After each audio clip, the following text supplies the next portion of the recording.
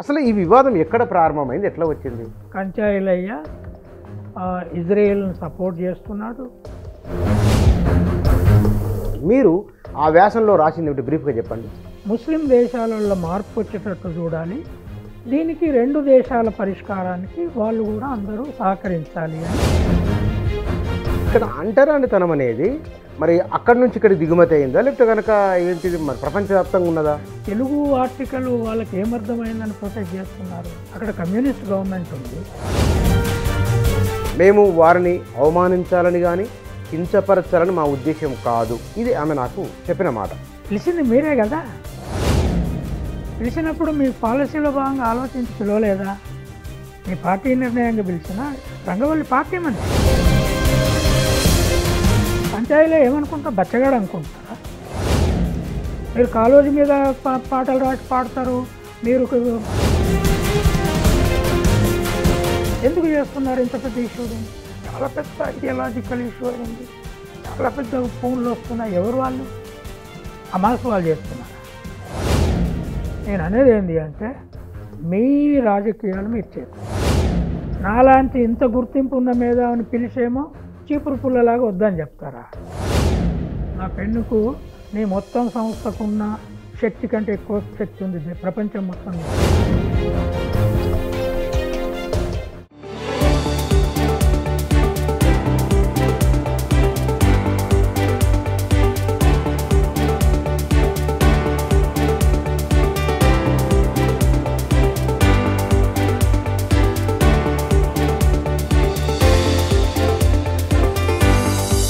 నమస్తే. ఈ మధ్యకాలంలో సాక్షి పత్రికలో ప్రొఫెసర్ కంచైలయ్య గారు ఒక వ్యాసం రాసింది. అది ప్రస్తుతం జరుగుతున్న యుద్ధానికి సంబంధించింది. ఇది ఇజ్రాయెల్ పాలస్తీనా ఈ అంశానికి సంబంధించింది. ఆ ఇష్యూ ఏమిటి, దానికి పరిష్కార ప్రత్యామ్నాయ అంశాలు ఏమిటి, చాలా విషయాలు అందులో చర్చించారు వారు. అయితే దానిపైన సోషల్ మీడియాలో కొన్ని సమూహాల మధ్య ఒక విస్తృతమైన చర్చ జరుగుతూ ఉన్నది. అది ఇంగ్లీష్ మాధ్యమంలో జరుగుతున్న కారణం బహుశా తెలుగు వారికి తక్కువ మందికి తెలిసి ఉండవచ్చు ఏమో, బహుశా ఇది లేదా తెలుగులో కూడా జరుగుతూ ఉండవచ్చు. నా దృష్టికి వచ్చిన తర్వాత వారిని సంప్రదించి ఈ విషయం మీద నాకు ఇంటర్వ్యూ కావాలంటే వారు అంగీకరించారు. అసలు ఆ ఇష్యూ ఎక్కడ జరిగింది, తెలంగాణ కాకుండా మిగతా రాష్ట్రాల్లో కూడా దానిపైన ఎందుకు చర్చ జరుగుతున్నది, కారణం ఏమిటో తెలుసుకుందాం. వారు మన దగ్గర ఉన్నారు. సార్ నమస్కారం.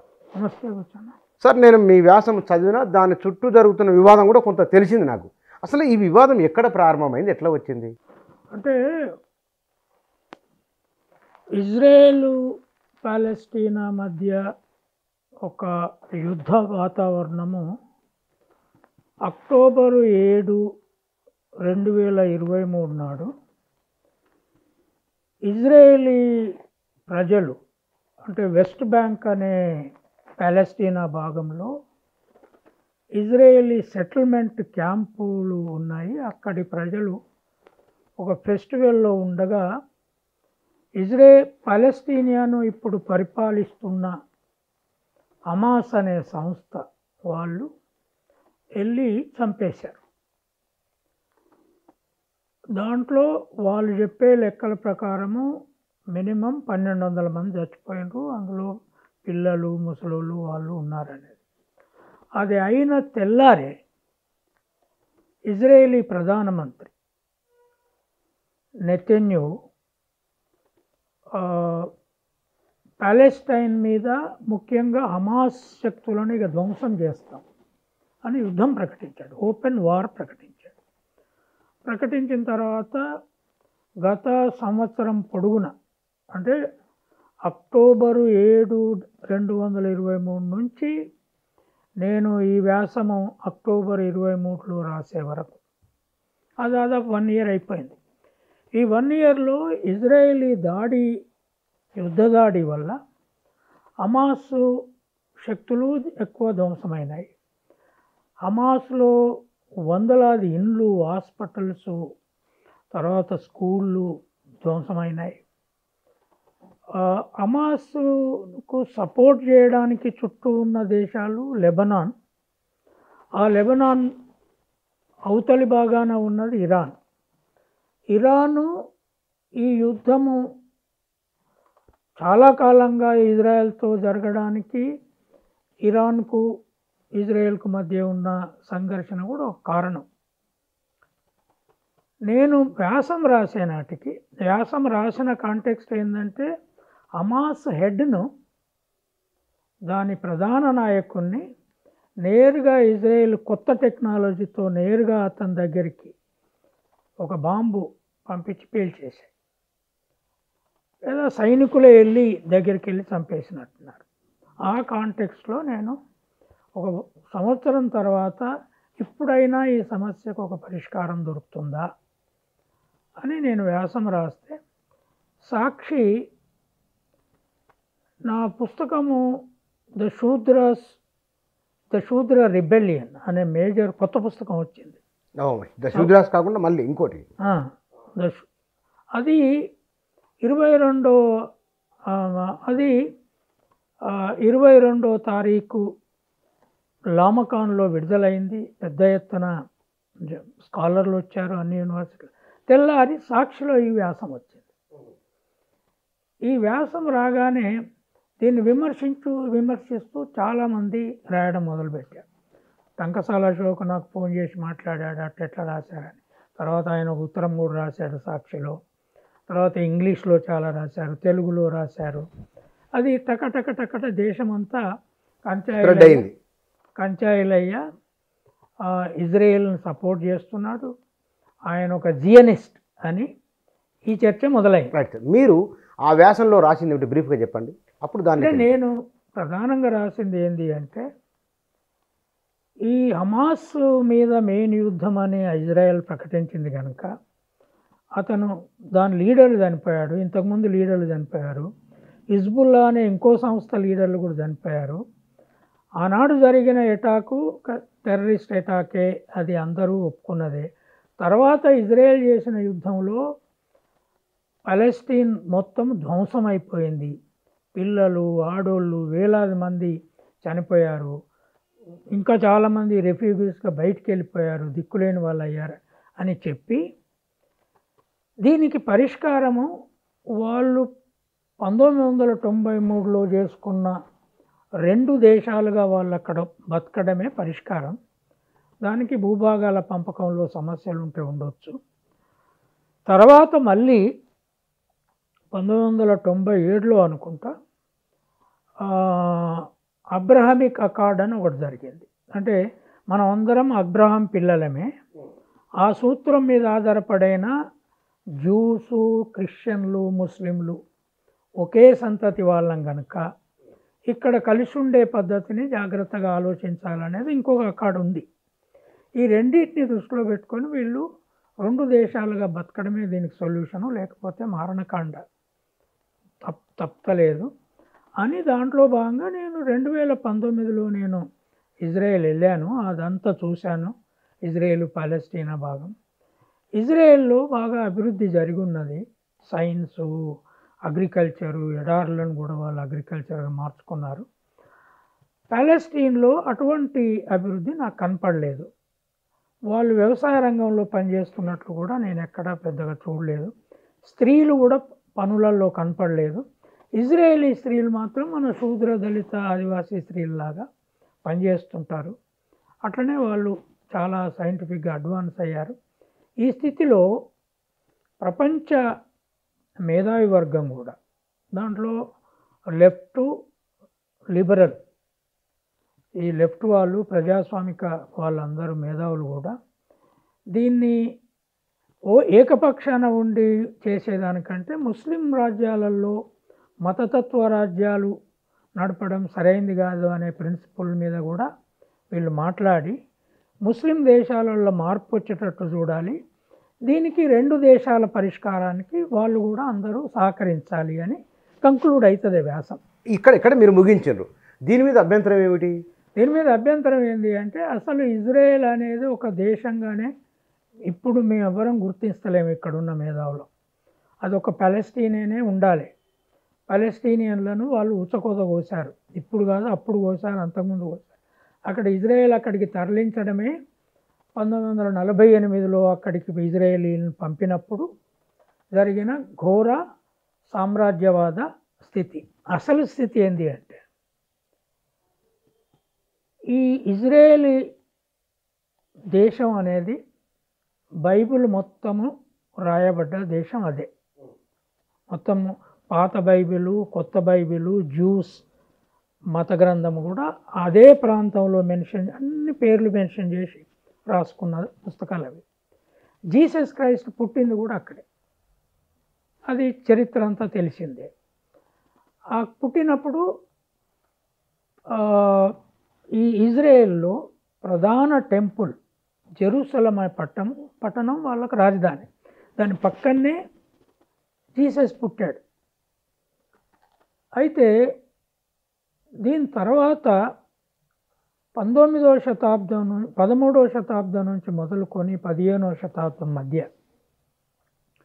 ముస్లిం రాజ్యాలు పెద్ద అయిన తర్వాత టర్కీ నేతృత్వంలో అట్టమన్ సామ్రాజ్య నిర్మాణం జరిగినాక అక్కడి నుంచి మొత్తం యూదులను ఎల్లగొట్టి యూదులేతర ప్రజలే అక్కడ జీవిస్తున్నారు.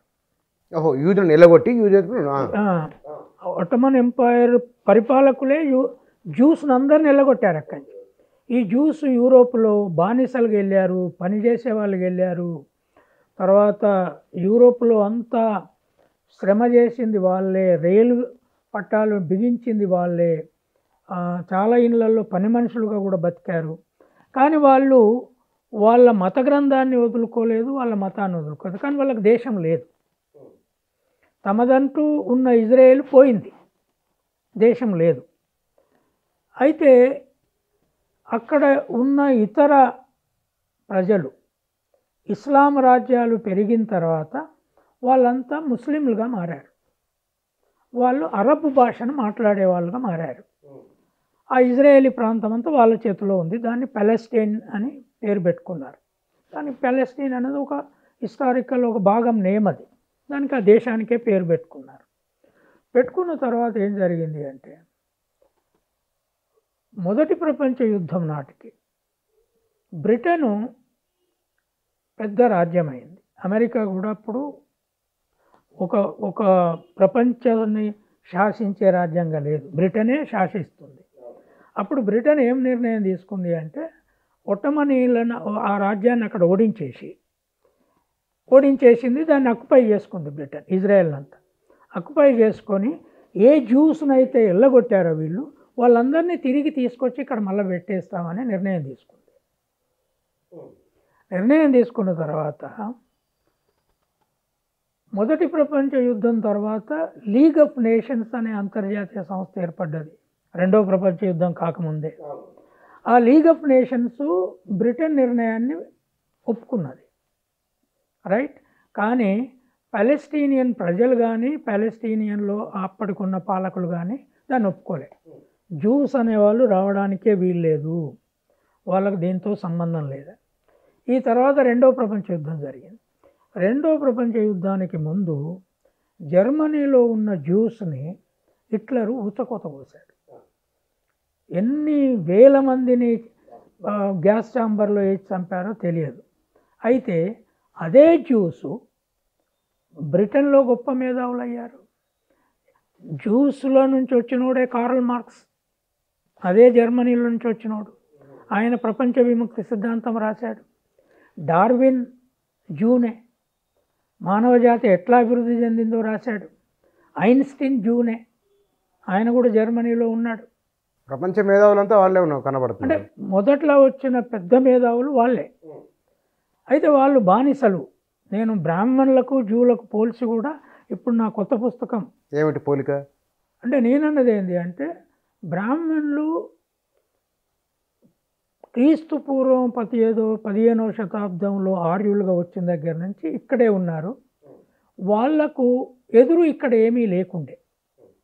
వాళ్ళే పెత్తందారులు, వాళ్ళే మేధావులు, వాళ్ళే మతాన్ని నడిపారు, వాళ్ళే దేవుళ్ళను కంట్రోల్ చేశారు, వాళ్ళే భూదేవతలం అనుకున్నారు. కానీ జ్యూసు ఒక బైబిల్ రాతకు పునాదైన జూతు రాజ్యం లేకుండా బానిసలైపోయి లేబర్గా పనిచేసి ఇల్లు లేని జీవితం గడిపి తర్వాత రెండో ప్రపంచ యుద్ధంలో హాలోకాస్ట్లో చంపబడి కూడా ప్రపంచ మేధావులుగా వాళ్ళే ఎదిగారు, వీళ్ళు ఎదగలే. శూద్రులుగా ఆనాడు అక్కడ ఉండే శూద్రులు కూడా అక్కడ ఉండేవాళ్ళు, వాళ్ళని జెంటైల్స్ అందరూ ఇజ్రాయెల్లో. ఆ శూద్రులను జీసస్ క్రైస్తు జెంటైల్స్ను జ్యూస్ను ఏకం చేసింది జీసస్ క్రైస్తు. అంటే వ్యవసాయ పనులు చేసేవాళ్ళని వాళ్ళు కూడా గౌరవించేది కాదు, అది చెడ్డ పని అని చెప్పేవాళ్ళు, అది లో ఎండ్ పని అని చెప్పేవాళ్ళు, పొల్యూషన్ అనలేదు. కానీ దాన్ని జీసస్ అబాలిష్ చేశాడు. ఇక్కడి శూద్రులు అక్కడి జెంటైల్స్ ఒక్కటే, వాళ్ళు ఇప్పుడు అంతా జ్యూస్ అయ్యారు, సమానత్వం వచ్చింది, కానీ మాకు లేదు. తర్వాత అక్కడ సమరిటన్ అని ఒక కమ్యూనిటీ ఉండేది, వాళ్ళు అన్టచబుల్స్. ఇజ్రాయెల్లో అన్టచబుల్స్ ఉండేది. జీసస్ క్రైస్ట్ కాలంలోనే అన్టచబుల్ ఉమెన్ ఒక ఆమె, ఈయనకు దూపైతుంటే దప్పికేస్తుంటే ఆమె నీళ్లు చేసుకుంటుంటే ఒక దూరం బావి దగ్గర పోయి నాకు నీళ్లు పోయమ్మా అని అడుగుతాడు. అడిగితే అయ్యా నువ్వు ఒక జ్యూవి, నేను అన్టచబుల్ స్త్రీని, నేను పోసే వాటర్ నువ్వు తాగితే మీ వాళ్ళంతా నిన్ను తప్పుపడతారు, నా నీళ్ళు ఎట్లా తాగుతావు నువ్వు, అది మంచిది కాదని చెప్తుంది. అప్పుడు జీసస్ ఏమంటాడమ్మా, చూడమ్మా నువ్వు అన్టచబుల్ స్త్రీ అని తెలుసు, నాకు అంటరాందాని అని తెలుసు నాకు, కానీ నేనెవరో నీకు తెలియట్లే. నువ్వు నాకు ఈ దప్పిక తీర్చే నీళ్లు పోయి నీకు సమానత్వం ఇచ్చే దైవ నీళ్లు నీకు ఇస్తా, మీ మొత్తం జాతికి విముక్తినిస్తా, నేను ఆ మనిషిని, నేను అందుకే నీ నీళ్లు తాగడానికి వచ్చిన అంటాడు. ఆమె పోయి మొత్తం ఆ దళిత వాడలో అగో మనల్ని విముక్తి చేసే దేవుడు వచ్చిందని జీసస్ గురించి చెప్తుంది. అక్కడి నుంచి వాళ్ళ విముక్తి మొదలవుతుంది. జీసస్ చచ్చిపోయే నాటికే చాలా మార్పు తెచ్చాడు ఆయన. అయితే ఈ జ్యూస్కును బ్రాహ్మణులకు ఇంత తేడా ఉంది అని నేను మొన్న విడుదలైన పుస్తకంలోనే ఒక చాప్టర్ ఉంది, 6వ పోలిక. వీళ్ళకు వాళ్ళకు పోలిక ఎందుకు చేశారు మీరు? అంటే బ్రాహ్మణులు కూడా మేధావులే, జ్యూస్ లాగా. బ్రాహ్మణులు కూడా ఋగ్వేదం రాసిండ్రు, యజుర్వేదం రాసిండ్రు, రామాయణ మహాభారతం రాసిండ్రు, వాళ్ళు అక్కడ బైబిల్ రాసిండ్రు, కానీ వాళ్ళు దేశం లేకుండా చిన్నాభిన్నమైనరు. వీళ్ళు ఒక్కసారన్నా ఎప్పుడు చిన్నాభిన్నం కాలే, ఒక్కసారి కూడా కూలీ చేయలే, ఒకసారి లేబర్ కాలే. శూద్రులు, దళితులు, ఆదివాసులు వాళ్ళు చెప్తే కాళ్ళ దగ్గర ఉండమంటే కాళ్ళ దగ్గర ఉన్నారు, బానిసత్వం చేయమంటే చేసిండ్రు. కానీ వీళ్ళు వాళ్ళలాగా ప్రపంచ మేధావులు కూడా కాలే. ఇక్కడ అంటరానితనం అనేది మరి అక్కడి నుంచి ఇక్కడ దిగుమతి అయిందా, లేకపోతే కనుక ఏంటిది మరి ప్రపంచవ్యాప్తంగా ఉన్నదా? అంటే నేను ఇంకోగా నా ఆత్మకథలో కూడా ఏం రాశానంటే, పేర్లు కనుక మనం పోల్చి చూస్తే వాళ్ళ బైబిల్లో గొప్ప ప్రవక్తల పేర్లు ఐజయ్యా, జర్మయ్యా, జకరయ్యా, యెహమయ్యా, అన్నీ అయ్యతో ఉంటాయి. మన పేర్లు కూడా అయ్యానే, ఐలయ్యా నా పేరు, ఐజయ్యా ఆయన పేరు. కరెక్ట్, అవును. ఈ అయ్యా పేర్లు తర్వాత వాళ్ళ దగ్గర వాళ్ళ ప్రాఫిట్లందరూ గొర్రెల కాపర్లే. వాళ్ళ గ్రేటెస్ట్ కింగ్ డేవిడ్ గొర్రెల కాపరి. మరి జీసస్ కూడా జీసస్ తల్లి గొర్రెల కాపరి, జీసస్ ఏమో వడ్రంగి, తండ్రి వడ్రంగి. ఆయన కూడా టేబుల్ చేశాడు, అది ఇప్పటికి ఉందాడ. సో ఈ రెండు దేశాల మధ్య ఎక్కడో ఒక గొర్రెల కాపరికము, వ్యవసాయము, ఉత్పత్తి, పశువుల పెంపకాల మధ్య సంబంధం ఉండి ఆ పేర్లలో సంబంధం కనపడుతుందని నేను రాసిన సూత్రీకరణ చేశారు మీరు. అంటే వేదాలలో అయ్యా పేరు లేదు, బ్రహ్మ, విష్ణు, మహేశ్వర ఇవే ఉన్నాయి, రైట్. రామాయణ మహాభారతంలో లేదు, రామ, కృష్ణ ఇవే ఉన్నాయి. కానీ అక్కడ అయ్యా ఉన్నది. ఇక్కడ సౌత్ ఇండియాలో అయ్యా ఉంది, నార్త్ ఇండియా లేదు అయ్యా. కర్ణాటక, ఇక్కడ తమిళనాడులో అయ్యా ఉంది. అవును, సౌత్ ఇండియాలో ఉంది. అంటే ఎక్కడో కాడ సౌత్ ఇండియా సంస్కృతి, వ్యవసాయ సంస్కృతికి ఇజ్రాయేలీ సంస్కృతికి సంబంధం ఉన్నది అనేది నా ఫీలింగ్. అది నేను చెప్పినా కూడా నా ఆత్మకథ చదివిన వాళ్ళకి అర్థమవుతుంది, అది తెలుగులో కూడా వస్తుంది. అయితే నేను ఇప్పుడు కొత్తగా రిలీజ్ అయిన పుస్తకంలో కూడా శూద్రులు, బ్రాహ్మణులు, జ్యూస్ వీళ్ళ చరిత్ర ఏందో దాంట్లో చెప్పిన. వాళ్ళ దేవతలే శ్రమశక్తి చేసేవాళ్ళు, పనిచేసేటోళ్ళు. మేము పనిచేసేటోళ్ళమే, మా దేవతలు పనిచేసేటోళ్ళే. కనుక ఎక్కడో కాడ సాంస్కృతిక సంబంధం ఉంది అని. మరి బ్రాహ్మలు ఎందుకు అంత పెద్ద మేధావులు కాలే? ఇప్పుడు వచ్చిన మొత్తము నోబెల్ ప్రైజులలో 27% జ్యూస్కే వచ్చినాయి. సింగిల్ కమ్యూనిటీ దేశం మొత్తం మీద వాళ్ళ పాపులేషన్ ఎంత ఎరికైనా 1,50,00,000కు మించి లేదు ప్రపంచవ్యాప్తంగా మొత్తంగా. అమెరికాలో ఉన్నోళ్ళు, బయట ఇజ్రాయెల్ ఉన్నోళ్ళు. మనం ఎంత ఉన్నాం? బ్రాహ్మణుల పాపులేషన్ ఎంత? ఎటు లేదన్నా 5 కోట్లకు తక్కువ లేదంటున్నారు. 4 కోట్లని ఉంటారు కదా. కనుక మీ మేధావితనం మరి ప్రపంచానికి ఏం ఉపయోగపడ్డది? మమ్మల్ని కూడా తొక్కేశారు, మీరు మేధావులు కాలేదు. అక్కడనేమో కిందోడు పైవాడు అంతా కలిసిపోయినరు, మేధావులు అయినరు, దేశం లేదు. తర్వాత కమ్యూనిస్టులకు అర్థం కాదు ఏంటి అంటే, ఈ క్రమంలో ఇంకో ఘటన జరిగింది. నన్ను 2 నెలల కింద మలయాళం మనోరమ అని కేరళలో మన సాక్షి ఈనాడు అంత పెద్ద పేపర్, చాలా ఫేమస్ పత్రిక, వాళ్ళు పిలిచిండ్రు లిటరేచర్ ఫెస్టివల్కు స్పీకర్గా పిలిచిండ్రు. ఓకే, ఎప్పుడు జరగాల్సిండే అది? అది నేను నవంబర్ 2వ తారీఖు 2 గంటలకు అక్కడ మాట్లాడాలి. వాళ్ళు విమాన టికెట్లు బుక్ చేసిండ్రు. Up and down. నవంబరు 2వ తారీఖు ఎర్లీ మార్నింగ్ 5 o'clock నేను ఫ్లైట్కి బయలుదేరాలి. అక్టోబర్ 29న ఆ సెమినార్ ఆర్గనైజర్ క్యూరేటర్ అని ఉంటాడు, అంటే అంత కనెక్ట్ చేసే అతను నాకు ఫోన్ చేశాడు దగ్గర 9:30కి. సార్, ఇప్పుడు మీతో ఒక విషయం మాట్లాడాలి. ఇంటెలిజెన్స్ బ్యూరో వచ్చి మాకు చెప్పింది ఏంటంటే, కంచాయలై వస్తే పెద్ద ఎత్తున ప్రొటెస్టులు, హింస కూడా జరిగే అవకాశం ఉంది. మరి ఈ స్థితిలో ఎట్లా చేద్దాం మీరే చెప్పండి అన్నారు. నేనేం చెప్తానండి, మీరు ఆర్గనైజర్లు, ఎవరు ఆ హింస చేయడానికి సిద్ధంగా ఉన్నారు, ఎవరు ప్రొటెక్ట్ చేయాలని మీరు కనుక్కోవాలి.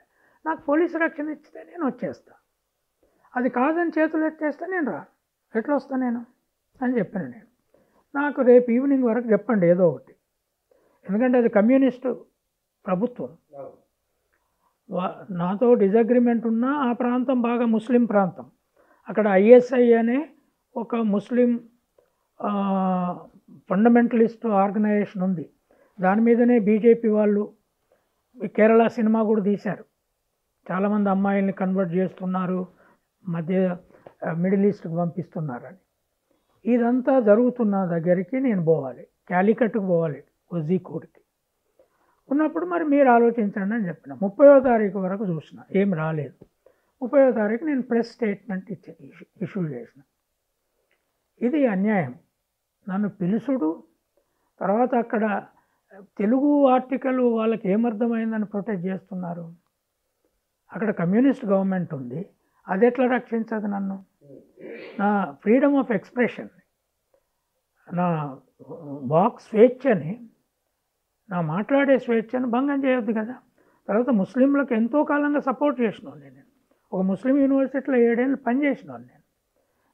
ఏక్తాలీలో ఖానా జమాయతే ఇస్లాంలో నేను, గద్దరు మొత్తం అందరం కలిసి పెద్ద పెద్ద మీటింగులు పెట్టి ఒక్క ప్లేట్లో తినిపించిన వాళ్ళం. ఎన్నో మీటింగ్లలో, ముస్లిం మీటింగ్లలో నేను ఉపన్యాసాలు ఇచ్చాను. ఇప్పుడు నాది ఒక్క వ్యాసం వస్తే పాలెస్తీన్కు వ్యతిరేకంగా నన్ను చంపేస్తామని బెదిరిస్తామంటే ఇది ఎట్లా భయపడే పరిస్థితి? అట్లా బెదిరించారు మిమ్మల్ని? మరి అక్కడికి వస్తే వైలెన్స్ అంటే ఏంది? ఎంత పెద్ద ప్లాన్ ఉంటే ఇంటెలిజెన్స్ బ్యూరోకి పోతుంది సమాచారం. మామూలుగా వచ్చి ప్రొటెక్ట్ చేసేది, ప్రశ్నలు అడిగేది అయితే పోదు. పోలీసులు వచ్చి చెప్పారంటే అర్థమైంది, కేరళ పోలీసులు, అది కమ్యూనిస్ట్ ప్రభుత్వం. అయితే అదొకట. రెండవది, 31వ తారీఖు నాడు నేను మా ఊరికి పోయినా. ఈవినింగో ఏమో విమల ఫోన్ చేసింది నాకు. విమల ఫోన్ చేస్తుందని ఎత్తిన. అన్న 11వ తారీఖు రంగవల్లి 25వ వర్ధంతి ఉంది, ఆమె అమరరాలైంది కదా, ఆమె పేరుతో మేము వేములవాడలో ఒక లైబ్రరీ బిల్డింగ్ కట్టాము. ఆ బిల్డింగ్ ఇంకా పూర్తి కాలేదు కానీ మేము ఇనాగ్రేషన్ చేస్తున్నాం, నువ్వు చీఫ్ గెస్ట్గా రావాలి అని. నేను కాసేపు ఆలోచించిన, వీళ్ళు నన్ను ఎందుకు పిలుస్తున్నారు? నార్మల్గా ఎంఎల్ గ్రూప్లతో నేను ఎప్పుడు మీటింగ్లకు సంబంధాల్లో లేను, మావోయిస్ట్ పార్టీతో కూడా నేను అంగీకారంలో లేను, వాళ్ళ లైన్ కంటిన్యూ చేయడమే తప్పని నా ఆలోచన.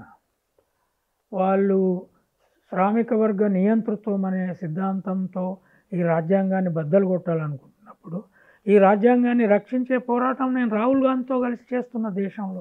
క్వైట్ ఆపోజిట్ అయితే ఈ రెండు. వాళ్ళు ఒకవైపు రాజ్యాంగం ఉపయోగం అంటారు, ఇంకోవైపు ఈ రాజ్యాంగాన్ని అటు ఆర్ఎస్ఎస్ వాళ్ళు రాజ్యాంగం బద్దలు కొట్టే సిద్ధాంతమే. అంబేద్కర్ రాజ్యాంగం రాసే నాటికి 4 రకాల నియంతృత్వ శక్తుల చుట్టూ ఉండే ఆ ప్రమాదాల నుంచి ఆయన తప్పించాడని నేను వ్యాసాలు కూడా రాసిన. ఒకటి ఆర్ఎస్ఎస్ సపోర్ట్ చేస్తున్న వర్ణధర్మ డిక్టేటర్షిప్, 2 కమ్యూనిస్టు ప్రొలెటేరియట్ డిక్టేటర్షిప్, 3 ముస్లిం ముల్లా డిక్టేటర్షిప్ అన్ని దేశాలలో, 4 హిట్లర్ డిక్టేటర్షిప్ అప్పుడు ఉన్నాయి. అంబేద్కర్ వీటిని అన్నిటిని తప్పించేసి మనకు ఒక రాజ్యాంగం ఇచ్చిపోయిండు. కానీ వీళ్ళు అదే కమ్యూనిస్టులు మళ్ళా మాకు రాజ్యాంగం కావాలంటారు, ఓటు కావాలంటారు, ప్రొలెటేరియట్ డిక్టేటర్షిప్ మా సిద్ధాంతం అంటారు. ఇది తప్పు కదా. ఇప్పుడు రష్యా లాగా నువ్వు డిక్టేటర్షిప్ పెడతానంటే ఆర్ఎస్ఎస్ని ఎట్లా వ్యతిరేకిస్తావు నువ్వు? వాళ్ళు కూడా మత రాజ్యం హిందూ రాష్ట్రం అంటున్నారు. అక్కడ ముస్లిం రాజ్యాలన్నీ ఇస్లామిక్ రాష్ట్రాలు. నేను హిందూ రాష్ట్రాన్ని వ్యతిరేకించటోని ఇస్లాం రాష్ట్రాన్ని వ్యతిరేకించాలి, మత రాజ్యాలను వ్యతిరేకించాలి, మీ డిక్టేటర్షిప్ను వ్యతిరేకించాలి, ఇతర డిక్టేటర్షిప్ ఏదున్నా వ్యతిరేకించి దీన్ని రక్షించుకోవాలి. వీళ్ళు నన్ను ఎందుకు పిలుస్తున్నారని ఒక క్షణం ఆలోచించి, సరే విమల పిలిచింది, వాళ్ళు ఎప్పుడు విలువలే నన్ను. అదే రంగవల్లి నాకు తెలిసిన అమ్మాయి, విద్యార్థి దశలో నాకు బాగా తెలుసు ఆమె. సో పాపం చిన్న వయసులో చంపేశారు, పోయొద్దాంలే అనుకున్నాం. నన్ను ఒక ప్రజాస్వామ్యవాది అనే పిలిచారు కదా మీరు. నా అభిప్రాయాలతో మీకు ఏకీభావం ఉండాల్సిన పని లేదు. అందులో ఎక్కడి పాలెస్టైను, ఎక్కడి ఇజ్రాయేలు, ఎవరికి కరెక్ట్ సమాచారం ఉంది. నేను రెగ్యులర్గా సాక్షిలో రాసే వ్యాసాలలో అదొకటి రాసిన. నీకు భిన్నాభిప్రాయం ఉంటే దానికి దీనికి ఏం సంబంధం? అదే నువ్వు ప్రజాస్వామ్యవాదిని అనుకున్నా నేను ఎంతో ఓపెన్గా ఉండేవాడిని. అంటే నువ్వు అక్కడికి పిలిచి ఐలయ్య గారు ఇట్లాంటి వ్యాసం రాసినారు, దాంతో మాకు అంగీకారం లేకుండా ఆయనను పిలిచినాం అంటే నేను ఏమనుకుంటా, నేను రంగవల్లి గురించి మాట్లాడి వచ్చేవాడిని. ఓకే, వద్దన్నారు మిమ్మల్ని అక్కడ కూడా? మళ్ళీ తర్వాత విమల మెసేజ్ ఏం పెడుతుంది 3 రోజులకి, అన్న మీ సాక్షి వ్యాసం మీద తీవ్రమైన వ్యతిరేకం వస్తున్నది, మీరు పునరాలోచించాలి. అంటే ఏంది, ఏమర్థం అంటే నేనన్నా పునరాలోచించుడేంది, నేను పెట్టిన మెసేజ్ అది నా స్టాండు, అంగీకరించాలా అవుతుందనేది మీకు ఇష్టం అని నేను ఒకటే పెట్టిన. మీరు పాలెస్టైన్ పేరుతో హమాస్ అనే టెర్రరిస్ట్ ఆర్గనైజేషన్, అది ప్రపంచం అంతా టెర్రరిస్ట్ ఆర్గనైజేషన్ గుర్తించింది. కొద్దిమందే దాన్ని లిబరేషన్ ఫోర్స్ అంటున్నారు. హిజ్బుల్లా పెద్ద టెర్రరిస్ట్ ఆర్గనైజేషన్. అవన్నీ ఇరాను, లెబనాను, పాలెస్టైన్ ఇవన్నీ ముస్లిం మత దేశాలే. వీటికి సపోర్ట్ చేస్తున్నారు మీరు. దీన్ని మీతో పాటు రెచ్చగొట్టిపోతే ఇక్కడ ముస్లింలకు నష్టం వస్తుంది. వాళ్ళు కూడా రేపు ప్రొటెస్టులు మీతో కలిసి చేస్తే అసలే బీజేపీ వాళ్ళని వెంటబడి ఉన్నది, ఉన్న కాంగ్రెస్ ప్రభుత్వం మొన్ననే ఇక్కడ వచ్చింది, దీన్ని కూడా డిస్టర్బ్ చేసిన వాళ్ళు అవుతారు అని నేను మీ సిద్ధాంతం మీ స్టాండ్తో నేను సపోర్ట్ లేను అని నేను పెట్టినాక వాళ్ళు నన్ను పిలవకుండా ఎవరినో పిలుచుకున్నారు, నడుపుకుంటా.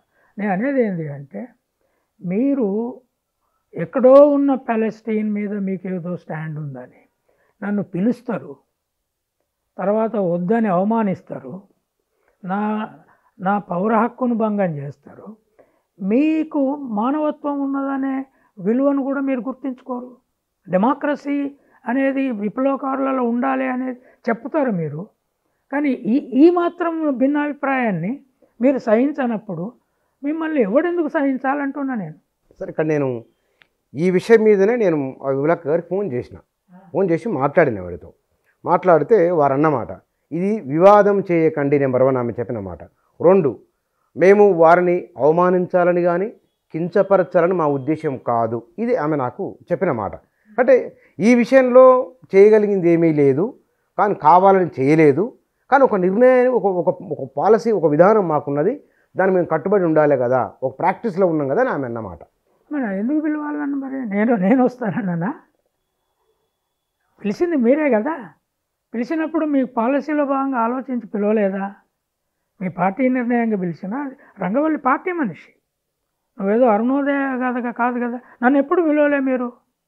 ఎందుకు పిలిచిండ్రు? పిలిచిన తర్వాత ఎందుకు వద్దన్నారు? తర్వాత ప్రత్యామ్నాయంగా అరేంజ్మెంట్ ఎందుకు చేసుకున్నారు? మీ పార్టీ ఏం పార్టీ అది? ఎవరు భయపడతారు అనుకుంటున్నారు? తర్వాత వివాదం చేయొద్దేంది? పిలుచుడేంది, అవమానించుడేంది, వివాదం? మీరు అసలే ఎస్సీ ఎస్టీ బీసీల మీద మీకు స్టాండ్ లేదు. అంటే మీకు ఏ మీటింగ్ అయినా మీరు బ్రాహ్మణులను పిలుచుకొని పూజ చేయించుకొని ప్రారంభించుకునేటోళ్ళు. నాకు తెలుసు మీ చరిత్ర. మీరు బీసీలు కావచ్చు, రాజన్న బీసీ కావచ్చు, అమర్ బీసీ కావచ్చు, లేదా విమల బీసీ కావచ్చు. కానీ నువ్వు దేశం మొత్తం మీద నాకు స్టేచర్ ఉన్నోడిని, ప్రపంచంలోనే నాకు గుర్తింపు ఉన్నోడిని, అంత చైల్డిష్గా ఎట్లా పిలుస్తారు నన్ను? అది చైల్డిష్ పని, అది ఆర్గనైజేషన్ పని. అది నన్ను పిలుస్తావు మళ్ళీ వద్దంటావా? వివాదం చేయకండి ఏంది? అంటే ఇంత ఉంటుందనే భావన లేదు. ఇందాక చెప్పి కదా అదే మాట ఇప్పుడు కంచాయిలో ఏమనుకుంటారు? బచ్చగాడు అనుకుంటున్నారా? మీరు కాలేజీ మీద పాటలు రాసి పాడతారు, మీరు చేకూరు రామారావు మీద రాతలని పాటలు పాడతారు, వరవరరావుల మీద పాటలు పాడతారు. కంచాయిలే మీద పాట పాడినరా ఎప్పుడన్నా? ఎంత రాత రాసిండు కంచాయిలే? నేను పాడాలని మిమ్మల్ని అడగలేదు. బర్రె మీద పాడండి అంటే మీరు పాడరు. మీ విప్లవం పేరుతో ఆవు సిద్ధాంతం నడుస్తుంది. ఎవరికి చెప్తారు మీరు? వాళ్ళందరూ అట్లా కామన్గా అనొచ్చునా? ఏది వీళ్ళను మరి పార్టీ నిర్ణయమా? ఏం నిర్ణయం? పిలిచినప్పుడు పార్టీ ఇప్పుడు విమలను తనంతటి తాను నన్ను పిలవాలని ఎట్లా నిర్ణయిస్తుందండి? ఎన్నేళ్ళ నుంచి విమలకు నేను తెలుసు. ఎప్పుడు పిలవంది, ఇప్పుడు ఎందుకు పిలుస్తారు? మీరు మొన్ననే కదా 50 ఏళ్ళ విద్యార్థి పీడిఎస్యు ఇవి జరుపుకున్నారు. ఎవరిని పిలుచుకున్నారు మీరు? ఆనాడు నేను పీడిఎస్యులో పనిచేసిన కదా, నన్ను పిలిచినరా? మరి మీరు పిలవలేదు కదా. నేను అడిగినా, మీకు ఆహ్వానం లేదు దానికి? నన్ను పిలవలే వాళ్ళు. నేను పీడిఎస్తో పనిచేసినవాడిని 74, 75లలో, 76లలో. తర్వాత డిఎస్ఓ అనే సంస్థ, నాగిరెడ్డి గ్రూప్, దాంట్లో పౌర హక్కులు. నేను అనేది ఏంటి అంటే, మీరు అప్రజాస్వామికంగా పాలస్తీనా రక్షకులుగా ఇక్కడి ముస్లింలకు అండ పేరుతో ఇక్కడ ప్రొటెస్టులు మొదలుపెట్టి ముస్లింలకు నష్టం చేస్తారు. నేను తీసుకున్న స్టాండు 2 దేశాలుగా ఉండడమే సొల్యూషన్ అనేది, తర్వాత ఒక సామరస్య పద్ధతిలో చర్చించడం అనేది చాలా అవసరం. ఇక్కడ ముస్లింలు ఇరకాటంలో ఉన్నారు. వాళ్ళను కూడా మార్పు చెందమని అడుగుతున్నా నేను. మీరు పిల్లలకు హిజాబ్ కట్టకుండా స్కూల్కి పంపమంటే తప్పు. స్కూల్ నిర్ణయాలు స్కూల్కి ఉంటాయి. అన్ని మత నిర్ణయాలు స్కూల్ పాటించాల్సిన పని లేదు అని ఎప్పటి నుంచో రాస్తున్నా నేను ఒక పుస్తకం కూడా వేశాను కదా, క్లాష్ ఆఫ్ కల్చర్ అనే బుక్లో productive masses versus Brahminism and Mullaism, ఈ రెండింటి మధ్య శూద్రులు, దళితులు, ఆదివాసులు, ఉత్పత్తిదారులు నలిగిపోతున్నారు. ఇటు ముస్లిం ముల్లాలు పనిచేయరు, అటు బ్రాహ్మణ పూజారి వర్గం పనిచేయదు. ఉత్పత్తి చేసేది మేము, కొట్లాట పెట్టేది వాళ్ళని. బుక్ రాశారు దీని మీద? దాని మీద టైటిలే ఉంది నాకు, పెద్ద బుక్. అది ఒక పోయిన సంవత్సరమే రిలీజ్ అయింది. నేను అనేది ఏంటంటే, మీరు విప్లవం పేరుతో నాలాంటి ప్రపంచంలో గుర్తింపు ఉన్న వ్యక్తిని ఇంత బాధ్యతారహితంగా పిలిచి, అక్కడ సిపిఎం పార్టీ పినరాయి విజయన్ నాకు తెలుసు, మీ ఇద్దరం 2 మీటింగ్లలో ఆయన అదే స్టాండ్. అక్కడ గవర్నమెంట్, ఇప్పుడు వీళ్ళు ఇక్కడ పిలిచేది అక్కడ గవర్నమెంట్ ఉన్నది, వాళ్ళ చేతిలో యంత్రాంగం ఉంటుంది కదా, మరి వాళ్ళు మీరు అడగలేదా ఎందుకు ఇట్లా చేశారని? నేను ఎందుకు, నేను పత్రికా గవర్నమెంట్ దాన్ని ఖండించిన, వదిలేసిన. సిపిఎంను కూడా ఖండించిన, ఆర్గనైజర్స్ ఖండించిన, వీళ్ళను ఖండిస్తూ కూడా పత్రికా ప్రకటన ఇష్యూ చేసిన. ఏంటంటే, ఇది వివాదం చేయకండి ఏంది, మీకు ప్రజాస్వామిక విలువలు ఉన్నాయా అంటున్నా నేను. పాలెస్తీను ఇజ్రాయెల్ ఇష్యూ ఇక్కడ ఇమ్మీడియట్గా మీ విప్లవ ఇష్యూవా? మీరు ప్రతి విదేశ సమస్యను తీసుకొచ్చి ఇక్కడ ఇమ్మీడియట్ సమస్యగా తయారు చేసి, దాని మీద ఎవడేం రాసినా అంగీకారం ఉన్నది లేదు అని చెప్పి యుద్ధ వాతావరణం తయారు చేస్తామంటే ఇక్కడ ప్రజాస్వామ్యం ఎట్లా బతకాలి? నేను ఇక్కడ కాంగ్రెస్ను సపోర్ట్ చేస్తున్నా, ఇప్పుడు ఎన్నికల ముందు కూడా చేసిన. వాళ్ళ ప్రజాకోర్టుకు జడ్జిని నేనే. ఎందుకు చేసిన? అదే టీఆర్ఎస్ను మీరు పెంచి పోషించారు తెలంగాణ ఉద్యమం పేరుతో. ధూమ్ధామ్ పేరుతో వాళ్ళు మీ రూమ్లకు మీ ఆఫీసులకు తాళం వేసిండ్రు, మిమ్మల్ని అరెస్ట్ చేసిండ్రు. తర్వాత ఇప్పుడు కాంగ్రెస్ వచ్చింది, కొద్దిగా విసులుబాటుతనం ఉంది. ఇప్పుడు పలెస్టీనియా ఇష్యూ తీసుకొని కాంగ్రెస్ను, ఇక్కడ అసలే ముస్లిం యూత్ ఉన్న ప్రాంతం ఇది హైదరాబాద్, ఎందుకు చేస్తున్నారు ఇంత పెద్ద ఇష్యూ? దాన్ని చాలా పెద్ద ఐడియాలజికల్ ఇష్యూ అయింది, చాలా పెద్ద ఫోన్లు వస్తున్నాయి. ఎవరు వాళ్ళు? హమాస్ వాళ్ళు చేస్తున్నారా? ఏంది ఇది? నేను అనేది ఏంటి అంటే, మీ రాజకీయాలు మీరు చేసుకోండి, కానీ నా పుస్తకాలను మీరు ప్రమోట్ చేయలే, నా పుస్తకాలను మీరు చదివిన వాళ్ళు గారు, నా సిద్ధాంతాన్ని మీరు ఒప్పుకున్నోళ్ళు కాదు. ఇవాళ కాదు, నేను హిందువునెట్లయితే రాసినప్పటి నుంచి వీళ్ళు నా పుస్తకాలను చదివిన వాళ్ళు కాదు, మద్దతు ఇచ్చిన వాళ్ళు. చదివి ఉండొచ్చునో ఏమో తెలియదు కదా, నాకు తెలియదు, దాన్ని రాసిన వాళ్ళు కాదు. దాని మీద అంటే ఒకటి సార్, ఇక్కడ వాళ్ళ మీద మీ అభిప్రాయాన్ని ఏదో ప్రెస్ నోట్ రూపంలో వ్యక్తం చేసి ఇప్పుడు కూడా మాట్లాడారు. కానీ ఇక్కడ రాహుల్ గాంధీకి మీరు ఇందాక అన్నారు, నేను రాహుల్ గాంధీకి మద్దతుని ఇస్తూ ఉన్నాను, రాహుల్ గాంధీ అంటే వెళ్తూ ఉన్నానని. వాళ్ళ వల్లనే ప్రభుత్వం ఇబ్బంది ఎంత పరిస్థితి వస్తుంది? అది కాదు. ఒకటి మీరు ఆలోచించాల్సింది ఏంటి అంటే, ఇక్కడ 200 మిలియన్ల ముస్లింలు ఉన్నారు, రైట్? అంటే 20 కోట్లు ఉన్నారు. ఈ 20 కోట్ల ముస్లింలు పలెస్టీన్ ఇష్యూ తీసుకొని ఈ చర్చలు పెద్దగా చేసి, నేను 2 దేశాలు ఉండాలని నేను, వీళ్ళు కాదు ఇజ్రాయెల్ ఒక్కతే, ఇజ్రాయెల్ వెళ్ళిపోవాలా అని, జ్యూస్ వెళ్ళిపోవాలి, అది పలెస్టీన్లదే హక్కు అని వీళ్ళు అంటున్నారు. దాన్ని మీరు మీ స్టాండ్ ఏందో ఓపెన్గా పత్రికలలో రాయండి, రాయాలి కదా. నేను ఓపెన్గా పత్రికల్లో రాసిన కదా, ఇదేదో వాట్సాప్ యుద్ధం కాదు కదా, రాయాలి. దీంట్లో ముస్లింలను కూడా బ్యాలెన్స్ చేయకపోతే, ఇక్కడ వాళ్ళు ప్రొటెస్టులు మొదలు పెడితే హమాసిజం అనేదాన్ని దీన్ని వాళ్ళకు అంటగట్టి బీజేపీ ఏమైనా చేయొచ్చు. మొత్తం యూరోప్లో, అమెరికాలో ముస్లింలు ఇప్పుడు గుట్టు అని బతుకుతున్నారు, ఇదే ఇష్యూ చేయబట్టి. పెద్ద ఎత్తున ప్రొటెస్ట్లు అయినాయి వాళ్ళకు వ్యతిరేకంగా, ఎందుకంటే వాళ్ళు జ్యూస్ను ఎల్లగొట్టాలనే స్టాండ్ మీద ఉన్నారు అక్కడి నుంచి. కానీ మీరు కూడా అదే స్టాండ్ మీద ఉన్నారనుకో, ఉంటే మీరు జాగ్రత్తగా లేదా మీకు ఇప్పటికైనా నేను చెప్తున్నా, మీకు భిన్న స్టాండ్ ఉంది. మీతో విమలక అన్నదని నాతో చెప్పారు కదా, ఎన్నో ఈమెయిల్స్ వచ్చినాయి, ఎన్నో ఫోన్లు వచ్చినాయి, చర్చ పెట్టండి, నేను వస్తా. మీ స్టాండ్ ఏందో మీరు చెప్పండి. వారి అభిప్రాయం ఏమిటో రికార్డ్ అయింది, మీ అభిప్రాయం. వాళ్ళు కూడా అన్నది ఏంటంటే, మీరు మరి ఇంత ఈ విషయాన్ని ఇంత సీరియస్గా తీసుకుంటారని, మిమ్మల్ని బాధ పెట్టాలని వారికి లేషన్ మాత్రం పర్సనల్గా ఇది నేను పెళ్లి చేసుకోవట్లేదు, నాకు పెళ్లి ఎత్తిపోతే నేను బాధపడుతున్నా. ఇది కంసాయిలే పెళ్లి లేకుండా బతుకుతున్నాడు, పెళ్లి ఎత్తిపోతే కాదు, లేదా నా కొడుకుదో బిడ్డదో ఏదో చేసిందని కాదు. ఇది ముస్లిం మొత్తం భారతదేశంలో ఉన్న ముస్లింలను ఇరుకాటం లేసే స్టాండ్ మీరు తీసుకొని, నా స్టాండు తెలిసి మీరు నన్ను పిలిచి నన్ను మళ్ళీ రావద్దని తతంగం చేయడం అనేది మీకు ప్రజాస్వామిక బాధ్యత లేని పని. ఇది మీరు మారండి, నేను మారాలి ఎక్కడం తప్పు ఉంటే, ముస్లింలు మారాలి, ఆర్ఎస్ఎస్ బీజేపీని మారాలనే పోరాడుతున్నాం. తిరుపతి గుడిలో ఎస్సీ ఎస్టీ బీసీలు కూడా పూజారులుగా కావాలని చెప్పండి అని ఆర్ఎస్ఎస్ని ఎందుకు డిమాండ్ చేస్తున్నా? నేను ఎందుకు చేస్తున్నా? అందరం మారాలి, ఇక్కడ ఏం యుద్ధం చేసి చంపుకునేది కాదు ఇది. కానీ సార్ ఇక్కడ సిపిఎం వాళ్ళు మీరు పర్సనల్గా ఇప్పుడు వాళ్ళతో మాట్లాడిందా? మీరు మాట్లాడి పర్సనల్గా ఫోన్ చేసినా సరే ఎందుకు ఇట్లా చేస్తున్నారు ఏమిటి? నేను పినరాయి విజయన్కో లేదా అక్కడ బేబీ నాకు తెలుసు, వాళ్ళ పొలిట్ బ్యూరో సభ్యుడు. నేను ఇప్పుడు ఒకసారి నేను ఆ ఆర్గనైజర్స్ బాధ్యత అది.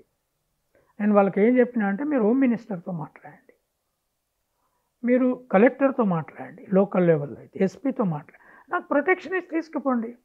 ఒకవేళ ప్రొటెక్షన్ ఇచ్చినా సంస్థ నేనేం చేస్తాను, అది వాళ్ళు కూడా ఏం చేయలేరు పాపం. కానీ వాళ్ళ బేసిక్ ప్రయత్నం వాళ్ళు చేయలేరు. వాళ్ళని ఖండించిన, దాని మీద ప్రకటన ఇచ్చిన ఆయన డైరెక్టరు మాధవన్ అని ఒక రిటైర్డ్ ఐఏఎస్ ఆఫీసర్, ఆయనని హిందూ ఫోన్ చేసి అడిగింది. హిందువులు వీళ్ళు పిలిచే నాటికి హిందువులో ఆ న్యూస్ వచ్చింది.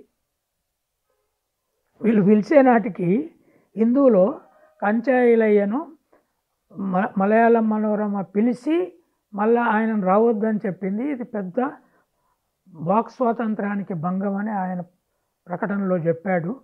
అని హిందూ వాళ్ళతో కూడా మాట్లాడింది, నిజమే అని చెప్పారు వాళ్ళు. అది వచ్చినాక వీళ్ళు పిలిచారు. అంటే ఎట్లా చూసే కొంచెం సున్నితమైన విషయంగా కనపడినట్లుంది మరి. ఆ? సున్నితం విషయం అని వాళ్ళు అనుకున్నారేమో. అరే సున్నితమైన నన్ను పిలుచుడే ఎందుకు? మీరేం అడగలేదు, వాళ్ళే పిలిచారు మిమ్మల్ని. అరే నేను ఎవరినన్నా మీటింగ్కి నేను వస్తా అని నన్ను పిలవండి అని చెప్తానా? నాకు అంత పని లేకుంటున్నానా?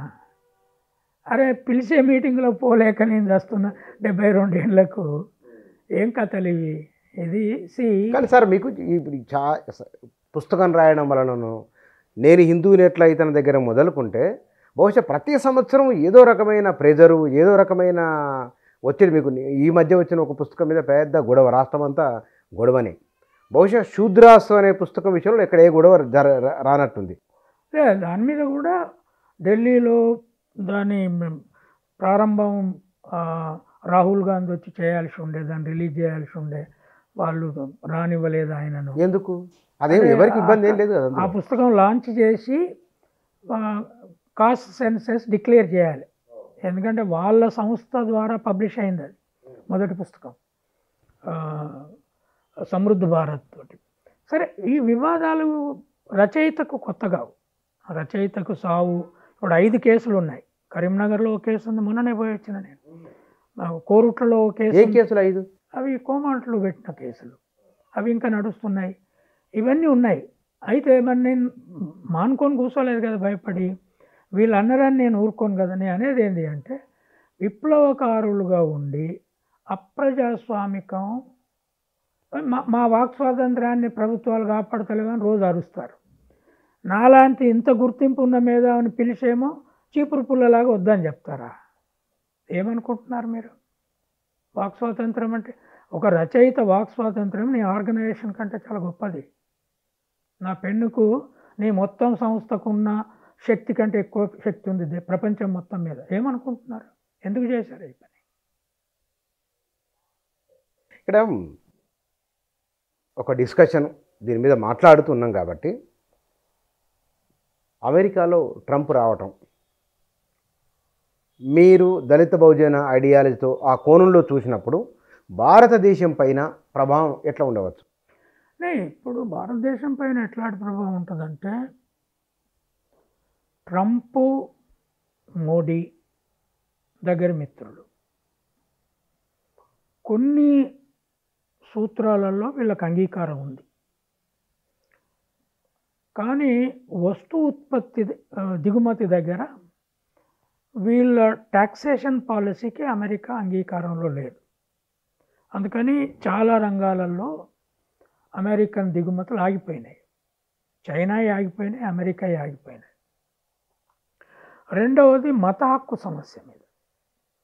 క్రిస్టియన్లు ఎప్పటి నుంచో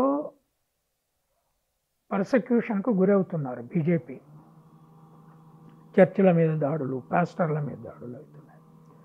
వాళ్ళు ప్రతి సంవత్సరం రిపోర్ట్లో వాళ్లకు వరల్డ్ మత స్వేచ్ఛ సంస్థను కాపాడే కాంగ్రెస్ కమిటీ ఉన్నది. ఆ కమిటీ ప్రతి ఇయర్ ఒక రిపోర్టును రిలీజ్ చేస్తుంది. దాంట్లో భారతదేశంలో, చైనాలో క్రిస్టియన్ల మీద ఎక్కువ దాడులు జరుగుతున్నాయి బీజేపీ వచ్చినాక, కానీ ప్రతి సంవత్సరం రిపోర్ట్ రాస్తున్నారు. బీజేపీ వాటిని లేదు, అది మీరు చెప్పేది తప్పని ఖండిస్తుంది, అయిపోతుంది. డెఫినెట్గా స్థితి మారుతుంది. అది కూడా రిలీజియస్ పార్టీ, రిపబ్లికన్ పార్టీ. మొత్తం క్రిస్టియన్ కన్జర్వేటివ్స్ అందరూ రిపబ్లికన్ కోటేశారు, ట్రంప్ కోటేశారు. ఎవాంజలికల్ అంటారు, ఎవరంటే మత మార్పిడి అని వీళ్ళు అంటున్నారు. అక్కడ టెన్షన్ ఉంది. అదే సందర్భంలో ఇజ్రాయెల్ పాలెస్టైన్ తర్వాత రెండవ సమస్య రష్యా ఉక్రెయిన్ యుద్ధం పరిష్కారం కావచ్చు. ఇవి రెండిట్లలో కూడా ఇప్పుడు ఇజ్రాయెల్ పాలెస్టైన్ విషయంలో ఏం జరిగే అవకాశం ఉందంటే, ట్రంప్ వచ్చిన తర్వాత నెగోషియేషన్ అంటే ఒక సామరస్య వాతావరణం పరిస్థితి మారిపోయింది. చలో ఇజ్రాయేలే గెలవాలిగా, అది ఎంత దూరమైనా పోని. ఎందుకంటే ఇద్దరికి రాజధానిగా ఉన్న జెరూసలంలో మీ రాజధాని కూడా పెట్టుకోవాలని ఎక్కడో టెలివివ్లో ఎన్నుకున్న రాజధానిని షిఫ్ట్ చేసింది ట్రంపే. ఇప్పుడు ఆ పాలెస్టీన్ ప్రాంతంలో ఉన్న పెద్ద పట్టణంలోనే 2 రాజధానులు ఉన్నాయి. ట్రంప్ టీం ఏమంటుంది, ఒకప్పుడు జ్యూస్లు ఎట్లాగైతే అక్కని వెళ్ళగొట్టారో ఇప్పుడు పాలెస్టీన్లను అక్కని వెళ్ళగొట్టాలి, ముస్లిం దేశాలు అకామిడేట్ చేసుకోండి మీరు అంటున్నారు. అది చాలా పెద్ద సమస్య. అది అంటే పాలెస్టీనియన్లు చాలా పెద్ద పాపులేషన్ నష్టానికి ఊచకోతకు గురవుతారు. యుద్ధం ప్రకటిస్తే 1967లో యుద్ధం అయినప్పుడు సౌదీ అరేబియా, మొత్తం ముస్లిం దేశాలు, టర్కీ అన్నీ కూడా పాలెస్టీనియన్ ఖండగా ఇజ్రాయెల్తో యుద్ధం చేసినాయి. అటు అమెరికా, బ్రిటన్, కెనడా అవన్నీ అటుపక్షాన ఉన్నాయి. వీళ్ళే ఓడిపోయారు, ముస్లిం దేశాలు ఓడిపోయాయి.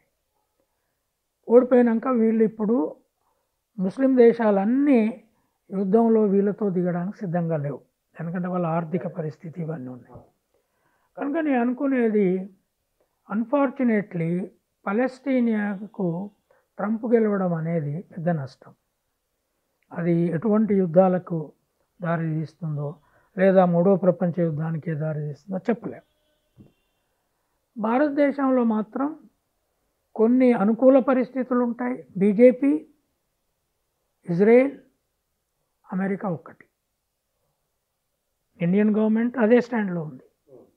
2 దేశాలుగా ఏర్పడాలి, దీనికి సొల్యూషన్ ఉండాలి అంటూనే ఇజ్రాయెల్కు మద్దతు ఇస్తున్నారు. సో ఆయుధాల సప్లై కూడా ఇజ్రాయెల్ నుంచి ఇండియాకు వస్తుంది. ఆయుధాల కొనుగోలు ఇజ్రాయెల్ నుంచి జరుగుతున్నాయి. భారతదేశం ఒక ముస్లిం దేశం నుంచి ఆయుధాలు కొనుక్కునే స్థితి ఆ దేశాలకు లేదు. ఏ ఒక్క దేశం అట్లాంటి సైన్స్ లేదు దానికి. అవన్నీ మతతత్వంలో కూరుకొని సైన్స్ను అభివృద్ధి చేసిన పరిస్థితులు లేవు. కానీ ఇజ్రాయెల్ చిన్న దేశం. అంతేకాదు, మన వ్యవసాయ రంగంలో 25% టెక్నాలజీ ఇజ్రాయెల్ డెవలప్ చేసిన టెక్నాలజీ ఉంది. వరి కొయ్యడం మిషన్స్ దగ్గర నుంచి. ఈ మధ్య వాళ్ళు, ఇంతకుముందు మనం నారుబోసి నాట్లేసేవాళ్ళం. ఇజ్రాయెల్ వాళ్ళు ఒక కొత్త టెక్నాలజీ ఏం చేశారంటే, వడ్లను ఒకరోజు నానబెట్టి తెల్లారి ఎండబెట్టి చల్లుతే నారుబోసిన దానికంటే ఎక్కువ పంట వస్తుంది. అది డెవలప్ చేశారు, మన వాళ్ళు మొదలుపెట్టారు. ఇట్లా టెక్నాలజీ ఇజ్రాయెల్ మీద చాలా ఆధారపడి ఉన్నాం మనం. కనుక ట్రంప్ గెలవడం అనేది అన్ఫార్చునేట్లీ ఇంత ఘోరంగా దెబ్బతీంటి ప్రజలు, పిల్లలు, ఒక యుద్ధంలో జనసైడ్ అనేది ఒక పదము, యుద్ధంలో చాలా భీకరంగా చాలా బాధ కలిగిస్తున్న ఫోటోలు, ఆ వీడియోలు చూస్తే యుద్ధానికి అది ఆ స్థితిలో ట్రంప్ రావడం అనేది. అమెరికాలో ట్రంప్కు మొత్తం జ్యూసు 70 లక్షల జ్యూస్ ఉన్నారు, మొత్తం అటే వేశారు. కనుక ఇది ఒక పెద్ద క్రైసిస్. ఈ క్రైసిస్లో నేను అనుకునేది, సరే ప్రపంచం మన చేతుల్లో లేదు, ట్రంప్ గెలవడాన్ని మనం ఆపలేము. నేను కూడా కమలా హ్యారిస్ గెలవాలని వ్యాసాలే రాశాను. లేదా నెతన్యాహు అనేది చాలా మొండి లీడర్, వాడు ఎన్నోసార్లు ఎన్నికల్లో ఏదో చేసి గెలుచుకుంటూ వస్తున్నాడు. ఇక్కడ మోడీ వాళ్ళ మద్దతుదారుడే.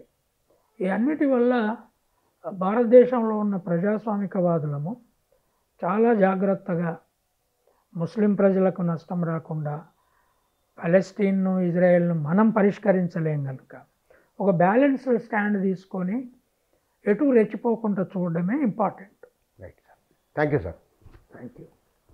ప్రొఫెసర్ కంచైలయ్య గారు రాసిన వ్యాసము, ఆ వ్యాసము దాంట్లో ఉన్న అంశం ఏమిటి, దాని చుట్టూ ఉన్న వచ్చిన వివాదాలు ఏమిటి, వారి ఆలోచన ఏమిటో కూడా వారు చాలా స్పష్టంగా తన అభిప్రాయాన్ని వ్యక్తీకరించారు. Thank you.